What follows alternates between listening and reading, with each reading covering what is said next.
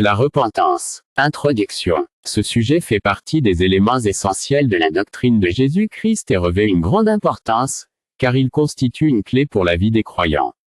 C'est pourquoi nous venons à vous pour discuter de ce point crucial, souvent ignoré par beaucoup, qui pensent avoir connu la repentance à leur manière. Or, il existe une façon clairement établie, selon les Écritures, de vivre cette repentance, et personne ne peut s'en écarter en agissant selon ses propres idées. Comme il est mentionné dans 1 Corinthiens 4/6, c'est à cause de vous, frères, que j'ai utilisé ces exemples pour moi-même et Apollos, afin que vous appreniez à ne pas dépasser ce qui est écrit, et que personne ne se prévale de l'orgueil en faveur de l'un contre l'autre.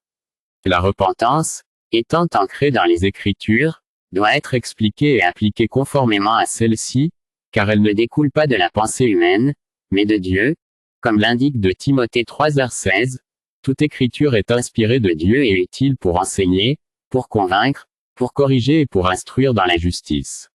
Cela signifie que la repentance, en tant que partie des Écritures, est également une inspiration divine.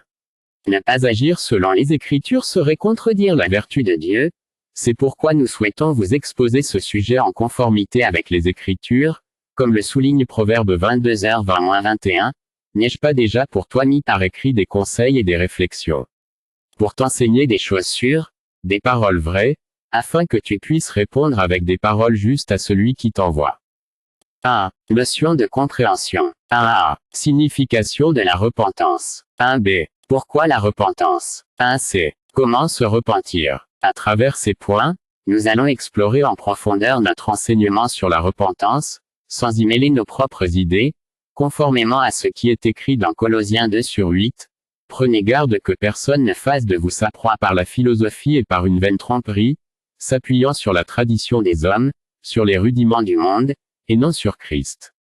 Cela signifie que notre développement ne s'appuiera pas sur ces éléments, qui ne sont que d'origine démoniaque, mais plutôt sur les saintes Écritures, qui sont une inspiration de Dieu.